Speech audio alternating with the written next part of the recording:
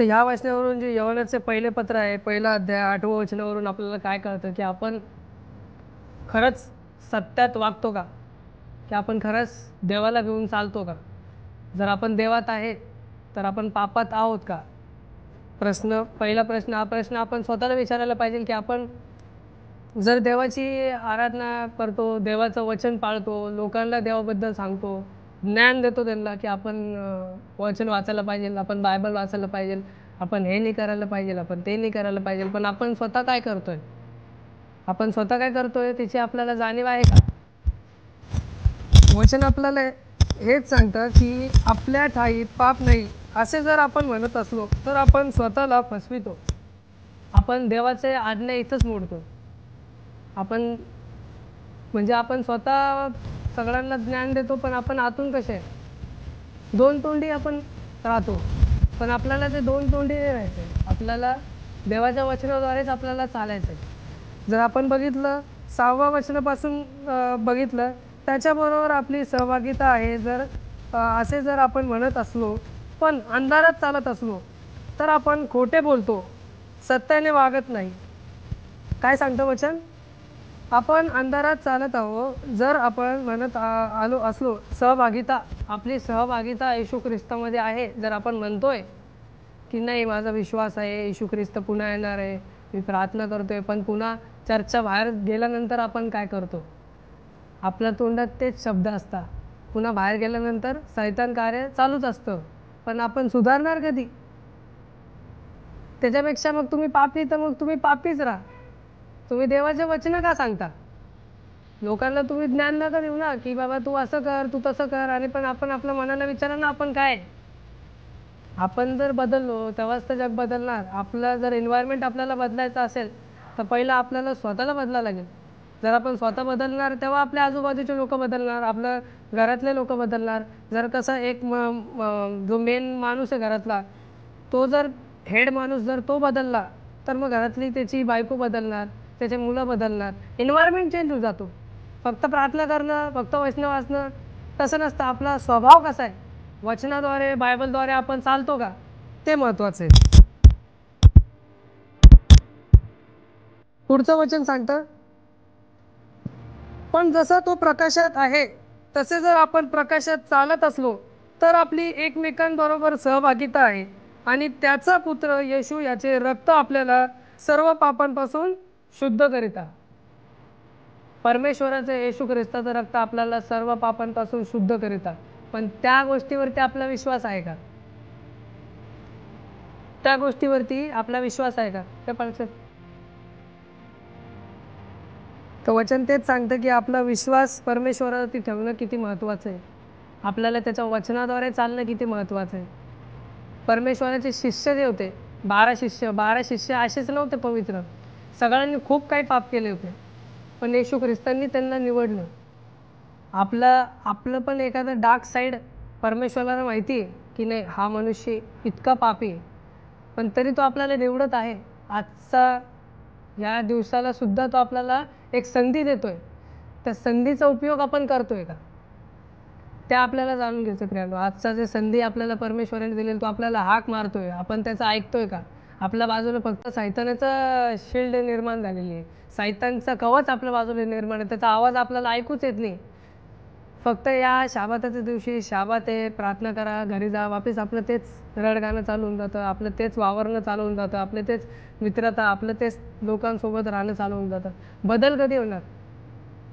हा प्रश्न प्रियांनो तुम्ही स्वतःला विचारा की आपल्यामध्ये हा बदल कधी येणार? आज या शनिवारी आपण शाबात दिवशी साजरा करत असताना, शाबात दिवशी आपण चर्चला येत असताना आपल्याला प्रण घ्यायचं प्रियांनो की आता इथून जाताना मी खरंच परमेश्वराचं वचन वाचणार, खरंच परमेश्वराद्वारे मी चालणार. पुढचं जर वचन आपण बघितलं, रोमकरास पत्र याचं 3रा अध्याय 23वं वचन.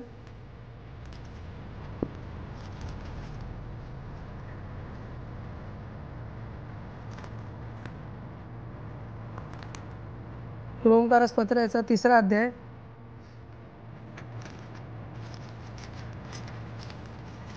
खूप चांगलं वचन आहे. 3रा अध्याय 23वं वचन वाचा कोणतरी जोरात.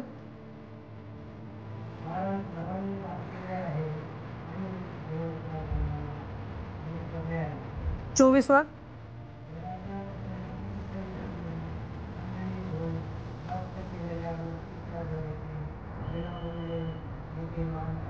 आमेन.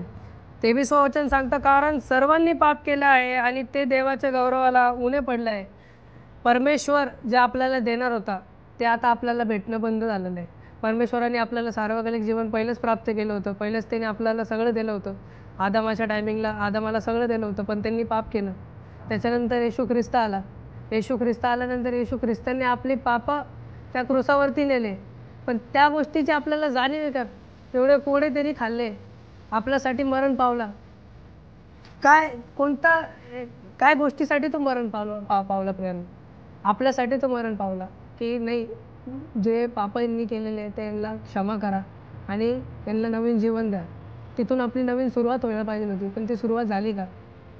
येशू ख्रिस्त जेव्हा मेला तिथून पुन्हा उठला, पण तो आला कशाला होता, तो गेला कशाला होता, ते तुम्हाला जाणीव आहे का प्रियांनो? तर तुम्ही रोज प्रगटीकरण वाचा. रोज तुम्हाला त्याची जाणीव व्हायला पाहिजे की खरंच येशू ख्रिस्त कोणत्या गोष्टीसाठी आला होता आणि कशासाठी तो मरण पावला. पण आपण काय करतो? आपण सैतानाच्या आहेरच चाललो. देवाच्या वचनाद्वारे चालून, देवाच्या वचनं वाचून सुद्धा आपण सैतानात एका तराजूत, दोन्ही तराजूत राहायचा प्रयत्न चालू आहे आपला. इथं पण तिथं पण, इथं पण तिथं पण. तसं नाही चालत राहिलं. आपल्याला जगात राहायचं आहे तर जगात राहा, नाही तर मग देवात राहायचं आहे तर देवात राहा.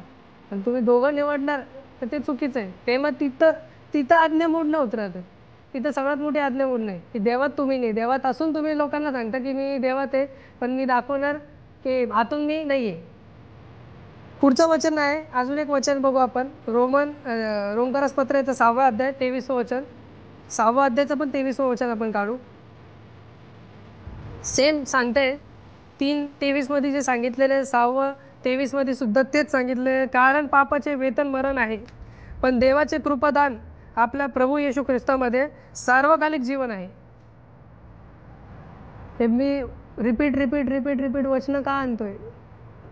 तुमच्या डोक्यात ते बसायला पाहिजे प्रियांनो की आज आपण इथं मंडळी 10 जण पण बसलो तर 10चे आपण 100 कसे करू शकतो? आज माझं कारण काय व्हिडिओ लावून करणं? कारण की जर हे वचन जर तुम्ही ऐकताय, तर कोणी यूट्यूबवरती जर कोणी टाकलं तर त्याने ऐकलं, त्याने समोर त्याच्यामुळे माझ्यामुळे जर त्याच्यामध्ये बदल होत असला तर ते चांगलं आहे ना. मग ते तुम्ही पण करा प्रियांनो. तुम्ही वचन वाचत असताना, तुम्ही घरी प्रार्थना ठेवत असताना लोकांना बोलवा. ज्यांना बायबलचं माहीत नाही त्यांना बायबलचं सांगा की येशू ख्रिस्त का आला होता, परमेश्वर का आला होता.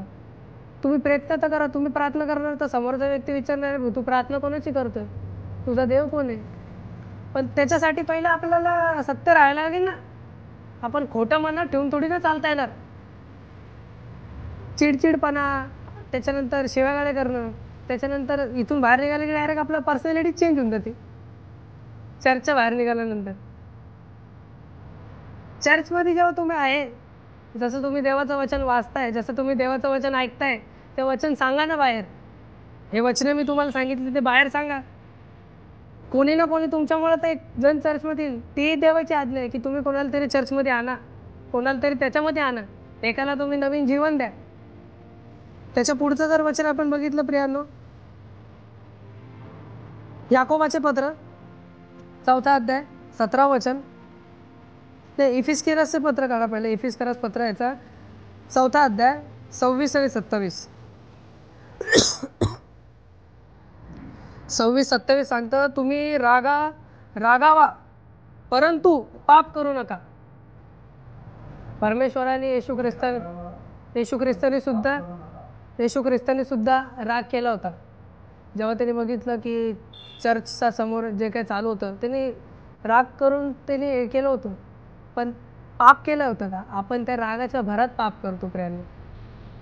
त्याची जाणीव आपल्याला पाहिजे की तुम्ही रागाच्या भरात पाप करू नका. तुम्ही रागात असताना सूर्य मावळू नये आणि सैतानाला वाव देऊ नका. जेवढा आपण नेगेटिव्ह राहणार, जेवढा आपण आपली जी दृष्टी आहे एक दुसऱ्याला बघण्याची, जे आपल्या मनाचे विचार आहे ते जर वाईट असणार, तर आपला आजूबाजूचा जो हे आहे, काय म्हणतात, आपल्या जे आजूबाजूचं वातावरण आहे ते पण दूषित होतं. आपलं वातावरण आपण दूषित नाही करायला पाहिजे. त्याच्या पुढचं जर एक वचन अजून एक आहे, याकोबाचे पत्र काढा, 4 अध्याय 17 वचन. याकोबाचे पत्र 4 अध्याय 17 वचन सांगतं, चांगले करणे कळत असून जो ते करीत नाही त्याचे ते पाप आहे. तुम्हाला माहिती आहे की परमेश्वराने तुम्हाला कशासाठी निवडलेलं. परमेश्वराची पूर्ण वचनामध्ये आपल्याला एकतर सांगितलेलं की सत्य बोला, परमेश्वराच्या वचनाद्वारे चाला, आदर सन्मान करा. परमेश्वर जे सांगतो, येशू ख्रिस्ताने जे आपल्यासाठी केलं, पापासाठी केलं, ते पाप तुम्ही करू नका. पण इथं काय लिहिलेलं आहे, चांगले करणे कळत असून जो ते करीत नाही त्याचे ते पाप आहे. आपल्याला माहिती आहे प्रियानो की आपल्याला कसं वागायचं. आज परमेश्वराचं येणं, येशू ख्रिस्ताचं येणं खूप जवळ आहे. येशू ख्रिस्ताला 1000 वर्ष कसं सारखं आहे, एका दिवसासारखं आहे प्रियानो. तुम्ही विचार करा, जर त्याला जाऊन 2000 वर्ष झाले तर त्याच्यासाठी ते 2 दिवस आहे. त्याचं येणं त्याच्यासाठी किती जवळ आहे. आपल्यासाठी सुद्धा आपण त्या गोष्टीसाठी रेडी राहायला पाहिजे प्रियानो.